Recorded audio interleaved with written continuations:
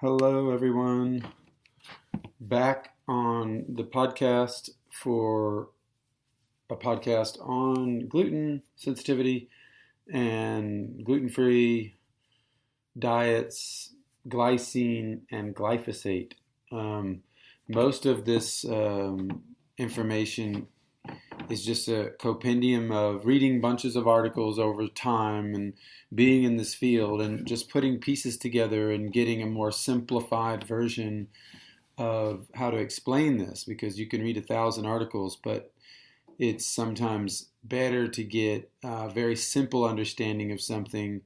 Once you have done that, I guess you could call that a distillation, and then take that distillation from others that you hear and then go back and verify it through your own research and see if it is useful. So I think that's kind of what we're all doing, is trying to distill things so that other people can like get it and go and run with it and have an easier time understanding it. Now that doesn't mean that there's not mistakes and all sorts of little angles and things that you could see in it, but you don't have mistakes, or at least I won't give you a podcast that has mistakes in it that are that change the guideline, the center core of the idea. There can be little things on the side which can go one way or the other in different viewpoints, but in general, this is kind of like a flow of a lot of stuff that I've read. So the glyphosate, the gluten allergy is completely, it's almost like a magician's trick. Like you say the word gluten and everybody focuses on the gluten. And so like the card instead of the fingers, and so they focus right there and they just hold that. And that's part of the trick, is that trying to break that and realize, wait a minute, what is the environment producing that's giving us reality? Like how have God's foods or nature's foods or whatever you want to call it, like how have they like been all of a sudden bad for us? Wheat and eggs and just, all the milk and everything else that we're thinking of. So my whole, I guess you could say, impetus in the health world has been to try to revalorize those products and, nature's bounty, and realize that those are all good. And I guess in a way it's a type of faith, because you're having faith that the natural food is good, but it's just something we haven't understood about it, or something that we have to,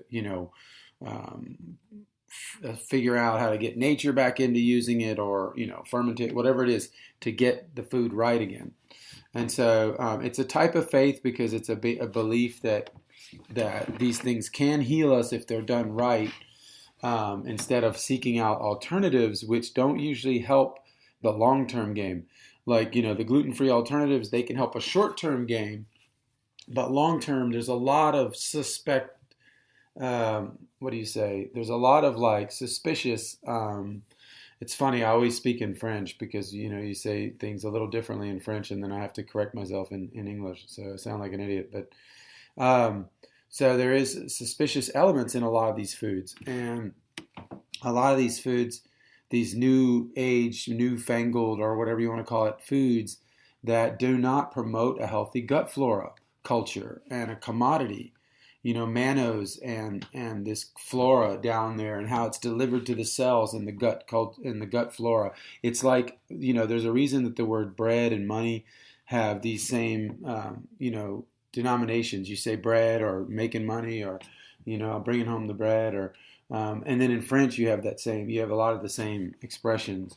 There's probably about 5 or 10 of them. I remember writing them down at some point, but I forget a lot of them. But there's a connection between that economic system in the gut and the exchange commodity, which is mannose, or not money or mana, but it's some sort of exchange system. And so a lot of times when you get these newfangled foods, they will not properly deliver that down into the gut system and the flora. And so you end up having them deliver mold. They mold before they even get to the delivery. There's also just a weakness of that structure itself. The gluten provides a certain structure, and stickiness and a difficulty to break that down over time, which allows for a certain type of energy. And that energy is like money. It's like a type of energy that gives you a concentration, better brain usage, better eyes functioning, better organs, everything.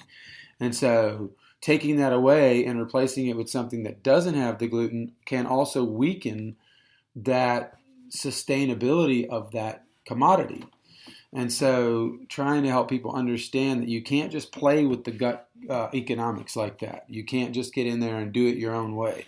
There is some stopgap measures which can be good, where we do these things for a transitory period, and we try to like heal something, or we do a window that they call it therapeutic window. We stop things for a while. And of course there is people that have gone much further. They're like fully celiac, and they're like at the level like any even exposure, like even a hint of it can trigger the allergy. So different levels of how to heal this stuff. Of course, the GAPS diet was very famous. It's been done on thousands and thousands of people with very bad conditions, from autism to worms and parasites and very intense like pentosidine webs all throughout their gut that cannot be taken down very easily. I mean, they're having to use like everything from chlorine dioxide and whatever they can get to just try to take down some of this stuff. And so, and then, ivermectin and every other kind of thing in there to try to stop any new proliferation. But it's a much more complex approach. But the general diet of like the broth, which has the glycine, the gluten, not gluten, but these analogs of gluten. That's what I try to get you to understand is like these things that are in the diet. I'll finish with the GAPS. So the GAPS is basically the broth, fermented foods, at a small portion, but in self-fermented, like doing it at home, and even what's the other? Butyric acid, which is actually just butter, imported butter. I always recommend imported butter, and these types of fats that you can find in animal fats too, but they're not found in the vegetable kingdom. I mean, unless you consider, I guess butter is vegetarian. It's not vegan, but whatever. So you have to find this butyric acid as well. And these are daily. These are not powerful. They're powerful as a daily understanding. A lot of people don't understand that butter is like a medicine. It's not. It's how toxins are released from the body, especially if it's unsalted, and it picks up toxins through the bile system and drags them out into the stool. And there's this, the bile salts, the cholesterol salts, and how this is all composed. It's also the master molecule for all the sex hormones, testosterone and estrogen and progesterone. They all come out of this this high quality cholesterol molecule. So low quality cholesterol is easy to find. It's pretty much in everything. It's just cheap fat that you can find that tastes like nothing, and it's pretty much everywhere. Very, very tasty fat. When you like take like lamb, those little small lamb popsicles they call them, and you eat the fat right on the edge, and there's all that taste in that fat. Like that is where you're at. That's where you're getting more of this butyric acid, and something that actually your mouth can teach you. Like high quality fats that have taste to them is where to go. And high quality butters can't have a standalone taste. They're harder and harder to find, and they're usually imported, but that's what we're trying to do. And so, I mean, foie gras, come on, that's like the French fat par excellence. It's like fattened goose liver and duck liver that taste amazing, or it has this like almost peanut buttery kind of taste with a little honey or fig jam, or some people go salt and pepper, or they go that way with it. But so this kind of item is a high quality vitamin fat, high density vitamin. What would you call that? A high vitamin fat, basically, where the vitamins are coming through. So this is harder to find in our modern society. So we have to borrow from others. We have to learn about everything from Asia to Russian to Scandinavian and all the other foods in Middle Eastern and in between, Armenian, whatever we can get our hands on here, we have to be able to play with, because there's a lot of stuff we're missing in America that Europe still has, at least in the food department, that they can teach us from. Basically, a lot of the food ideas that we need from the Greeks and Romans, and how they absorb magnesium through the skin, through the bath culture, and that wasn't about soap. That was about creating mag deficiency, overcoming mag deficiency through the bathing ritual and heated limestone to create the mag water. That's one angle, but all the food too. You can go back to these cultures and find, they would ferment like herring, and you get like this little putrid smell, but like it multiplies times 10 your strength when you eat it. And so a lot of these tricks, we don't have to look into the new keto world of like the future. Most of this stuff about food, maybe not about body, soul, and spirit stuff that can come in new modern ways, but most of the food stuff, we don't have to reinvent the wheel. We just have to look back to Europe and figure out how they did it. So, so to get back on the point of glyphosate, so the the gluten has this certain quality, this structural quality. Now, yes, we've hybridized wheat. We've done a lot of things to that gluten, made it more and more sweet or intense or overly glutinous. And so, yes, there is that side. So we do try to get ancient grains. We do try to get the spelt and kamut and ferment like sprouted and what is it called? Spelt. I forget the spelt grain from. It's called petit épeautre in French. It's like the more expensive spelt that's from Europe. Einkorn. That's it. And so the einkorn, the emmer, there's a lot of different grains you can get here to try to, rye, of course, being a staple, like using breads imported from Germany, usually from Westphalia, where they don't cheat and use like beet or malt to pretend that the bread is like a darker color. They actually cook it for 20 hours and it gives it that natural reaction called the Maillard reaction, where it becomes the way it is and it retains the vitamin E. So there's a lot of tricks we have to learn about bread. We also need the mannose delivery, which can be done through, I use Armenian flatbread, which is imported from Lithuania. But you can find some breads that are made here that have the mannose done right, like sourdough baguettes at farmers markets sometimes, and that have the right way to deliver the mannose, which is like this more whitish kind of thing, whereas like the vitamin E and the magnesium, these are more of those darker, kind of heavy breads. And so getting a balance between these two makes a great gut flora. And I've had to import both of them. But you can find them. It's not that, they have importers. They're here in the States, so it's not that hard. Just look it up. But so what happens is the vegetarian or the vegan ends up collecting all these holes in their body. The holes are coming through. And we're not talking about spiritual vegetarianism, which is like after childbearing age, and you move into this kind of like, in general, you move into this kind of like this role that you have down here, and you take the sacrifices that come with it to connect to your spirituality, possibly. That we're not denying, but that is a small number, and it's not the masses, and that's on a different level. We're at a low nutrition density right now on the earth. And so we can't be aiming at those in any mass type of way. So those movements are off in many ways. Now, I know I was a vegetarian for 7 years, and so I lost teeth and hair and libido and all sorts of stuff. And so I had to figure out how to get my non-stimulant oriented reality back, where I didn't need stimulants, coffee and tea and all these sodas, and everybody's stimulating because their kidneys are deficient because they don't eat liver anymore, or they don't eat like organ meats, and they don't eat the whole animal. And so we get in these states where we're just eating the white meat or whatever it is, and we lose all the rest of the animal. So we're having a lot of deficiencies in our organs and in our gelatin, collagen matrix, the structure throughout the body that have that elasticity. And so trying to help people there to see some of this stuff. And so what happens is these diets, they're typically low in glycine. Now, the glycine is a key component, and you have it. Just think of glycine, gluten, glyphosate, and put them all together in that word, bath, and kind of think of what they're doing. So because there's a lack of glycine in the diet, because we're not eating the skin of the animal, or the bones, or the collagen, or the gelatin. When I went to Spain, like when they would eat chicken together, they would all eat that part on top of the bone, that collagen piece and that cartilage piece that we just throw out. They would all eat it, everyone there. And they weren't like poor. This was like well-to-do family. But it's because they know. And so eating these things, we just throw all this stuff out. But we're learning that all of this, like this glycine that comes through the skin and the organs and the collagen matrix of the animal, that also is absorbed through broth. Yes, that can be the not lazy way, but that can be another way and a good way.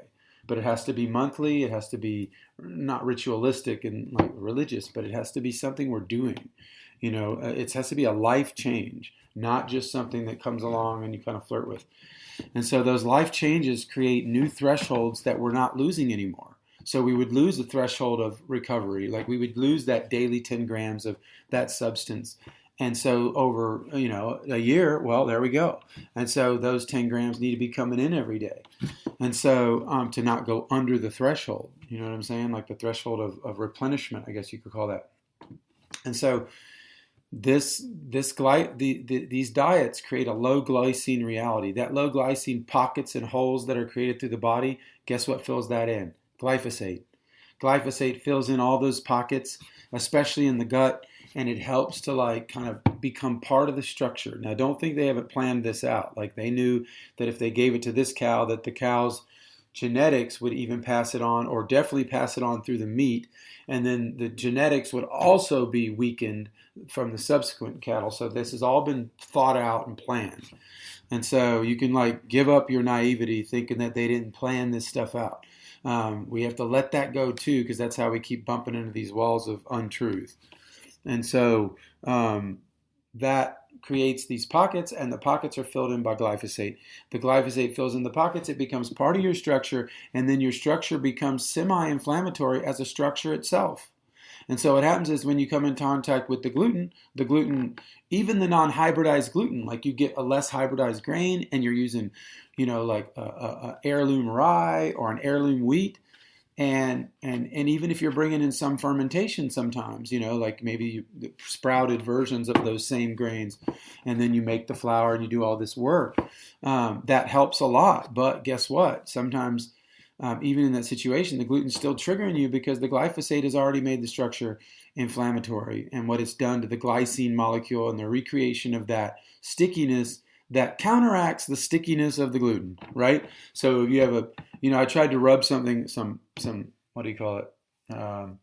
It was like a type of glue that was made with silicone off of my leather in my truck, and thank God the surface was leather. Because if it wouldn't have been leather, I wouldn't have got it off. But the nobleness of the leather allowed for a separation to happen between those two realities, that silicone. And so over time of scraping with hot soap and water, I was able to get that out of there. Now try to do that on something that wasn't leather, like something that was made of the same sort of plastics, like a plastic leather or whatever. It wouldn't have come off. Now, it wouldn't have come off because of the difference between the molecular bonding and stuff. And so what we're trying to help people see is that it's a very similar substance that they're using. So it's like using that similar substance that has that stickiness, but it's not the same. And so that creates the wrong kind of stickiness and the non-detachability. These are very important features, the viscosity and things in the body, because as soon as you mess with that, you mess with offloading, onloading, uptake, all these realities. And so this creates a less efficient system. It acts like a parasite, in a way, a mechanical parasite, And so you can't get out of that system unless you understand it. And it could take years to heal. Some people, it takes just about a year to get it started where they can bring the gluten back in. But that's not the end of the world, 1 year. But you have to realize you can't overcome these things overnight. So you may do a stopgap with gluten, but increase all the gelatin, yeah? And so in that stopgap, you're going through the gelatin, the GAPS version of the diet, which teaches you that. And then through that, you start bringing these foods back in, but the right foods this time. And over time, you can build up out of the gluten deficiency, gluten allergy for good. Now, it doesn't mean that some people aren't harmed permanently. It's possible. There is permanent damage and things that cannot be reversed, and light and vitality issues. And also effort issues. People may not, whatever, they may not find it worth the effort for them to go through all of these changes for whatever stage they're in their life. I mean, karmically, some people attract cancer to themselves so that they can reconnect with spirit while they're on this earth school. We don't know why people do these things at a deeper level. So some people are going down a path where that type of pain is required for them to reconnect with spirit and have some of that reality before they make it to the other side. And so that lesson learned, I guess you could say, and to not over materialize reality. So there's other things there that are kind of like aloof, but at the same time they're real. And so we don't know where someone's at with something. But I will tell you that that this glyphosate understanding and how glycine plays into it, and the skin and the bones and the liver and the broth and all of these components, most of the glycine is found in the conjunctive tissue. I mean, it's almost like a shinier substance, and you picture it in like gelatin and like conjunctive tissue. I mean, that's why there's such a big thing for barbecue, because it's a lot of conjunctive tissue and connective tissue in brisket that we're finally getting to eat. And some of that glycine is getting into us. Now, the problem is, of course, that glycine may be made by the wrong animal as well. But it's still better than nothing. What I mean is, it can be worse than nothing sometimes if it's really badly fed. But if it's a decently fed animal, it's possible that the worst, like the least compromised part of the animal, even in a compromised animal system, will be the blood. It'll be the blood, then the organs, which is untrue what they say about organs are bad because they're a filter and all this stuff. They're going to be the least compromised in that system as far as nutrient capacity. They're still going to contain higher nutrients. That's why the animals eat the organs first when they hunt. There's a higher nutrient density there still, no matter what you do. And then on top of that, they're going to be, of course, we're not talking about completely polluted animals either. We're talking about like, this is not like some huge like mega farm in China with like crazy conditions, but getting good food can give you that good glycine. The glycine parts, I didn't get to that, but the glycine parts, the stickier parts of the animal will be also the less affected by some of the toxins in the environment in a decent animal. Not saying high level. High level is what you want to seek, like non-soy fed, like farmers market, boom, and ask questions on top of that. So like that kind of market, yes, that's the high level. But even on a lower level, which is like grass-fed, grocery store, whatever, like the glycine can still impart something to the body. So that's what the brisket and some of these moves are about. Otherwise, these things would not be so popular.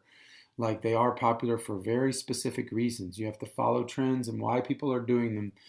And, every city has a pho now. Like, somebody's making the pho. And a lot of times they put glutamate in there. So you have to ask before you go there if they use it. And typically you'll know if there's a lot of Vietnamese people and families, family that owns a restaurant eating there. You can actually find that better. I've found ramens to be less hard. It's less easy to find ramens without the glutamate because families don't eat the ramen. The Japanese are more separate in the family way sometimes than the Vietnamese. And so you'll notice that their families aren't always eating at that same restaurant. They're like more Americanized and sometimes they're just buying these places up. But a lot of the Vietnamese places, you will have people eating with their family. And when you have that situation, a lot of people don't use the glutamate. So glutamate probably plays into this whole thing too, in the glutamine synthesis and how that also builds into the protein structure. So you can add that to the argument while we're here. But, and it's not just a play on words. It's like these things all, the words are powerful. So don't let words, don't just say because I'm saying glutamate, glyphosate, gluten, oh, it's all together in a happy soup. It's like, no, there's truth there. Like these things do come together. And so, and they are probably targeted, the glutamine synthesis, and how that affects our production of glutathione. We have a lot of things that weaken our body's ability to be its normal, natural state with these inputs. I mean, it destroys the nerves, glutamate. So who wants to mess with that? Like I get headaches from just eating any of it. And so that's like something we want to avoid as well. But So this whole gluten reality is not what we think it is. It's not gluten. It's more of a glyphosate reality. And then that's more of a lack of glycine reality that started that. So we got to get the glycine back and the broth and all of this stuff to heal this so that over a year or two we can work up out of this. And then the key to that is we can finally get the gut flora back in balance. The gut flora won't come into balance. Of course, fermented herring and a lot of these stinky items will help, but the gut flora will not come back into balance without the proper carbohydrate, or you could say carburant. I never connected the word carburant with carb, but yes. So carburant, because you have to figure out the right gas system, fuel system for your vehicle, which is your body. It has to have the right amount of sugar, the right amount of thick sugar, or whatever you want to call that, carbs, the right amount of like protein and fat and everything else. And so that combination, carbs can be fried. If you fry them, that's fine. But like you have to use like butter and olive oil or duck fat or healthy items. And so like learning to do this stuff right gives you a better system where you can absorb all of this. And so we need to like learn how to bring this carburant into the body in the right way. Even the Europeans, they would eat potatoes and then they would let them cool. And they didn't know that this was called, I forget what it's called. It's called something starch. It's like you have two types of starch, and I forget the word, but like base starch? No, I don't know. But it reverts back to its original molecular formation once it's been cooled a little bit. So they would eat the potatoes cooled to warm, like instead of hot and straight out of the oven and stuff.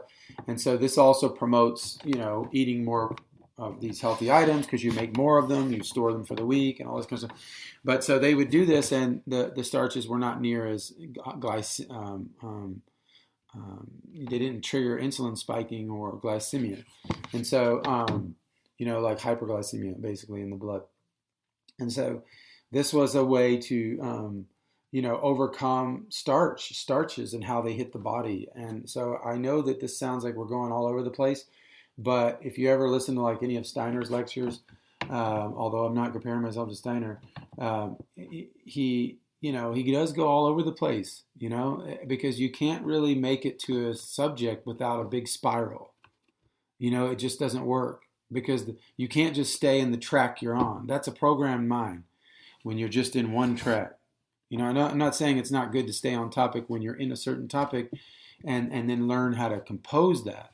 But the circular way, this spiral way of getting to the information is because there's a lot of pieces we're missing on the peripheral to even get close to the centerpiece of information. And so learning about this will help you get out of this stuff and not attack gluten per se, or this and that, or God's bounty or nature's bounty, whatever religious or non-religious side you fall on, and allow you to take in gluten again and live normally again with the right stuff. Not just normal gluten from anywhere, but finding the right stuff again. And so if you ever want details on this, it's all in our book, The Heart of Tradition, on the heartoftradition.com website, The Mysteries of Nutrition. There's also stuff on, everything from 4G, 5G, healing the home, the air, the water, just all of it. And so trying to help people get a way out of this stuff so that we don't accuse nature and we realize it was just a lack of our own wisdom and a lack of possibly our own humility, because when we hit humility, we realize our ancestors were right, and we realize they had a lot to teach us about food and that we weren't so right in this brave new world. And so there's a piece of the past that we have to recover when it comes to food, especially. And so that takes humility, because you have to realize that, all the Tony Robbins in the world will never make up for what we were taught by them, and the ego loves to run with one and not the other. It loves to run with the new amazing, we are the new future, over the wait a minute, we're just like a product of the past and the future, but we've got one leg in both, and we're able to stand in the present. So anyway, hopefully that can help someone. If you need any more specific advice, we do naturopathic consultations on the website as well. And I didn't mention magnesium because I don't want to just be a salesman all the time, but magnesium plays a role in the optimization of every process we just spoke of. And so it's going to allow, it also helps with the flexibility of all those structures that you're going to rebuild back with that glycine. So you need the magnesium in all the structures of the human body to be the rounding off molecule, not just in bones, but also in nerves and tissue and everything else. So it creates a matrix that's necessary for the flexibility and non-injury and proper aging of the human being, and lack of calcification, which is covered up by the word arthritis, which is actually just calcification. So, or at least much, has a lot to do, has as much is worsened in great amount through that, through calcification. That's like totally broken English, but I couldn't get to that word there. We've made it worse on people who are suffering from arthritis through the calcification paradigm, and they're hard to disentangle at this point, being that most arthritis all comes from the osteo side. So anyway, come check us out at theheartoftradition.com.